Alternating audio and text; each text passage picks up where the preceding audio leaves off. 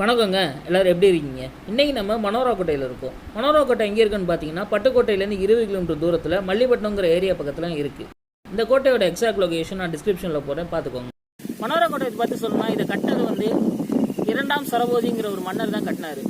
இதை எதுக்காக கட்டினாங்க, இதில் வேறு என்னென்ன விஷயங்கள் இருக்குங்கிறத போக போக நம்ம வீடியோவில் பார்க்கலாம். அதுக்கு முன்னாடி நம்ம சேனலை சப்ஸ்கிரைப் பண்ணாதவங்க சப்ஸ்கிரைப் பண்ணிடுங்க. நம்ம வீடியோக்குள்ளே போகலாம் வாங்க. வெல்கம் டு இயற்கை ரசிகன்.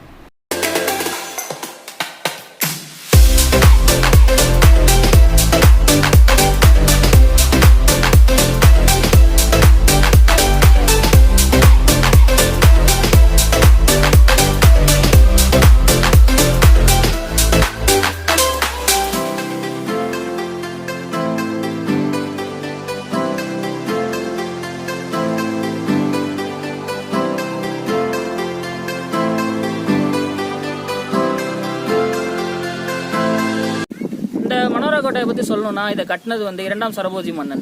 எதுக்காக கட்டினாங்க அப்படின்னா, நெப்போலியன் மன்னரை வந்து தோற்கடிச்சதுக்கான நினைவு சின்னமாக தான் இதை கட்டினாங்க. நெப்போலியன் மன்னனை பற்றி உங்க எல்லாருக்குமே தெரியும். யாராலையுமே தோற்கடிக்க முடியாத ஒரு மன்னர் தான் நெப்போலியன் மன்னன். ஆங்கிலேயர் ஆட்சி வந்து அவங்கள வந்து தோற்கடிச்சதோட நினைவு சின்னம் தான் இது. நான் ஆரம்பத்திலே சொன்ன மாதிரி இதுதான் அதோட காரணம். இதை பற்றி நம்ம வேற என்ன சொல்லணும் அப்படின்னா, இது ஒரு 8 அடுக்கு உள்ள கோபுரம்.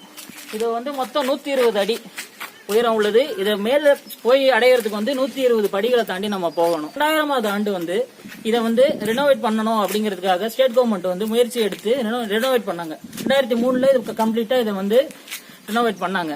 ஆனா 2004 வந்து சுனாமி காரணமாக இந்த சின்னம் உட்பட ஒரு 5 சின்னங்கள் வந்து சேதம் அடைஞ்சிச்சு. அதுக்கப்புறமா 2007 முடிவு பண்ணி இதை இன்னும் நல்லா ரெனோவேட் பண்ணி ஒரு சுற்றுலாத்தலமா மாற்றணுங்கிற காரணத்துக்காக 31 லட்சம் ரூபாய் செலவு பண்ணி இதை வந்து ரெனோவேட் பண்ணாங்க. ரெனோவேட் பண்ணப்ப என்னென்ன கிடைச்சதுன்னு பாத்தீங்கன்னா, சிறுவர் பூங்காவை வந்து மேம்படுத்துறாங்க, ஒரு கலைஞர் விளக்கம் எழுப்புனாங்க, அரச குடும்பத்தை சேர்ந்தவங்க இங்க தங்கினதாகவும், அது மட்டும் இல்லாம இங்க இருந்து தஞ்சை பெரிய கோயிலுக்கு சுரங்கப்பாதம் இருக்கிறதாகவும் ஒரு பேச்சு வழியில சொல்லப்படுது. அது எந்த அளவுக்கு உண்மை நமக்கு தெரியாது. ஆனாலும் அது வந்து இங்க உள்ள மக்களால் அது நம்பப்படுது. இந்த மனோரா கோட்டையை புதுப்பிச்ச அந்த காலத்துல வந்து அந்த நேரத்துல 2011 அந்த வாக்குல வந்து சலங்கை நாதம் அப்படிங்கிற ஒரு நிகழ்ச்சி நடந்துச்சு. அது என்ன அப்படின்னா, இந்தியாவில் உள்ள கலாச்சாரம் மிகுந்த நடனங்கள் நிகழ்ச்சிகள் இதை வந்து இங்க நடத்தினாங்க. அதுக்கப்புறம் தான் மக்கள் நிறைய பேர் இதை வந்து பார்க்க ஆர்வமா இருந்தாங்க. உள்ள போய் என்னென்ன விஷயங்கள் இருக்குன்னு கொஞ்சம் அந்த கல்வெட்டுலாம் பார்க்கலாம் வாங்க.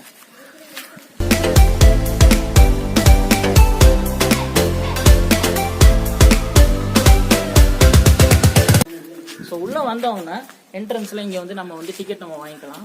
ஒரு ஆளுக்கு வந்து 5 ரூபாய்.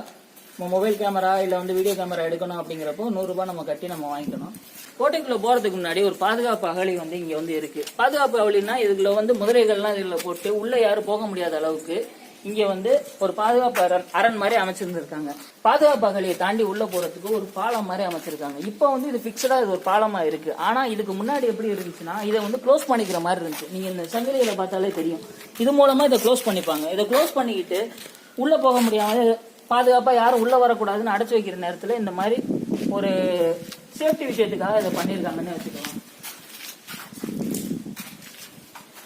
இந்த கதவுகள் எல்லாமே அப்போ அந்த காலத்துல போட்ட கதவுகள் தான். அவ்வளவு ஸ்ட்ராங்கா இருக்கும், அவ்வளவு சீக்கிரம் யாராலையும் உடைக்க முடியாது. அப்படியான கதவுகள் தான் இருக்கு.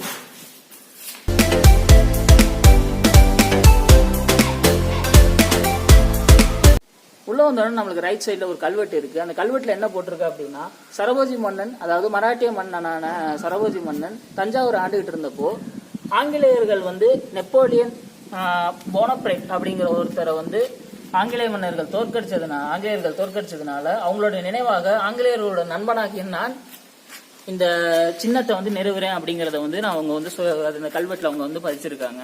உள்ள வந்தோம் அப்படின்னா ஒரு ரூமா இருக்குது. என்ன ரூம் அப்படின்னா, இதை வந்து அந்த காலத்துல மன்னர்கள் அவங்களோட குதிரைகள், அவங்க வீரர்களோட குதிரைகள் எல்லாம் பாதுகாத்து வைக்கிறதுக்கான ஒரு இடமாகவும், அவங்களோட போர்க்கருவிகளை அடைச்சு வைக்கிறதுக்கான ஒரு இடமாகவும் இருந்திருக்கு. அதே சமயத்துல போர் வீரர்கள்லாம் இங்க வந்து தங்கி இருந்திருக்காங்க.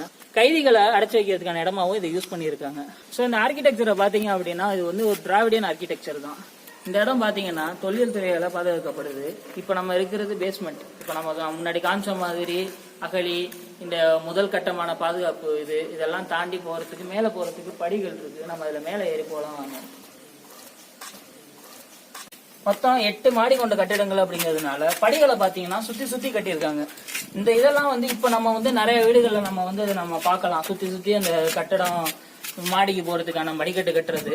ஆனா இதை வந்து அந்த காலத்திலேயே அவங்க அதை பண்ணியிருக்காங்கிறது நம்ம வந்து குறிப்பிடத்தக்கதா சொல்லலாம். இங்க ஒரு கல்வெட்டு இருக்கு.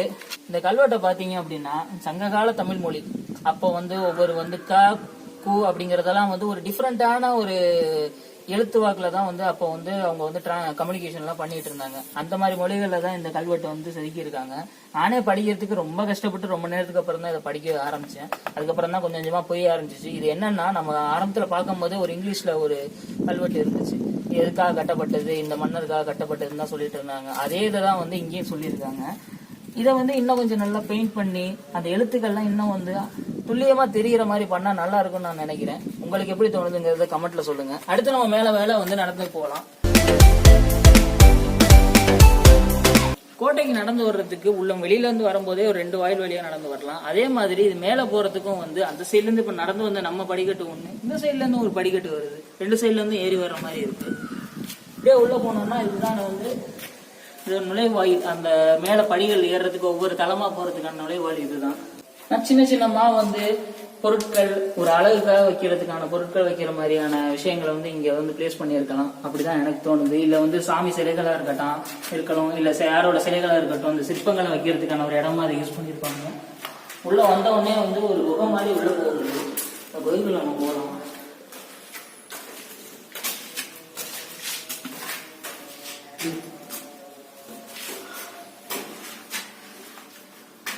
சின்ன குகை மாதிரி இருக்கு. எதற்காக இந்த குகை அப்படிங்கிறது எனக்கு சத்தியமா தெரியல. மேபி சிங்கம் புலி கூட அடைச்சு இருந்திருக்கலாம், இதை தாண்டி மேல வரக்கூடாது அப்படிங்கிறதுக்கு. சத்தியமா எனக்கு தெரியல. ஆனா உங்களுக்கு தெரியும் இந்த மாதிரி சங்க காலத்துல மன்னர்கள்லாம் எதுக்கு யூஸ் பண்ணியிருப்பாங்கன்னு தெரியுமான்னு நீங்க தெரிஞ்சா நீங்க எனக்கு சொல்லுங்க.